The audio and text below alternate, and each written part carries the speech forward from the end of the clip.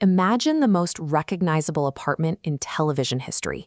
Now imagine that purple door closes, the lock clicks, and the space permanently fades away. Monica has lost her apartment before. She briefly gave it up during a high-stakes trivia game, but there was always a path to get it back. This time, the loss is absolute. There is no triumphant return. The moment Monica realizes the apartment is gone forever, everything shifts. Not just physically, but emotionally, because that space represented something deeper than comfort. It serves as her physical proof of success. Growing up, her life felt chaotic and overshadowed.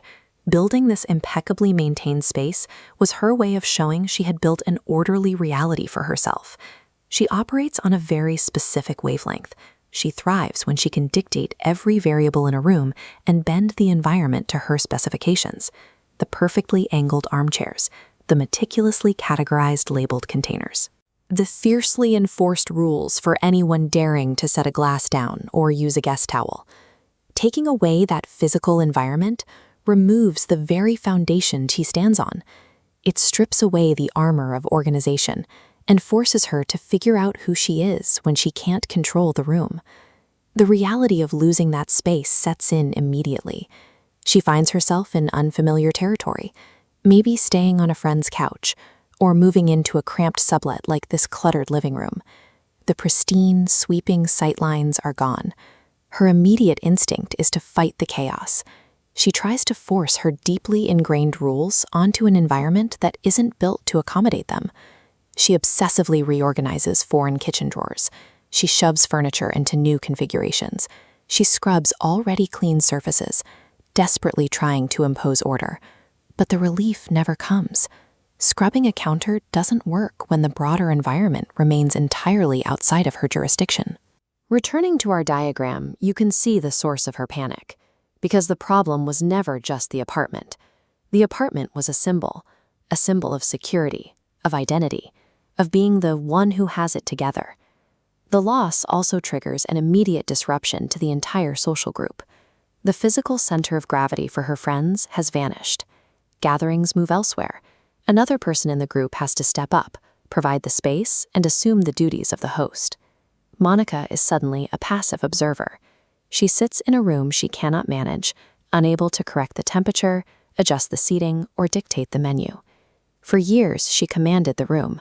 She was the one issuing directions and hovering over guests. Now she watches from the sidelines as her friends interact outside the borders of her domain. The weight of this shift is heavy. She is no longer the indispensable person providing the shared world where all their memories happen. Thoughtful pause. She has to look at the people she loves and figure out what value she brings to them and to herself when she isn't the one setting the table. Over time, the constant friction of trying to control an uncontrollable space begins to wear out her old habits. Exhaustion eventually replaces the urge to fight the environment. Her focus shifts. Instead of spending her energy policing the orientation of the cushions, she starts spending it on the conversation happening on top of them. The label makers stay in the box. The change shows up in the small moments, a shrug when someone spills red wine, or accepting a change in dinner plans without an argument. She is becoming more present, no longer trying to manage every detail of the room. She begins to let go, just a little, of her need for perfection. Not completely, because that's part of who she is, but enough to realize that control isn't the only way to feel secure. The specific atmosphere Monica was known for, the warmth and the sense of welcome, originated in her, not the purple paint. She still has the ability to create that environment. She carries that sense of home inside herself. Whether she's in a cramped sublet or a crowded coffee shop, she has the power to replicate that same energy anywhere she goes. Losing the external thing that supposedly defines you is often the only way to expose the strength of the foundation underneath. So the next time life takes away something you thought you couldn't live without, ask yourself, was it truly a part of you or just a place you were standing in?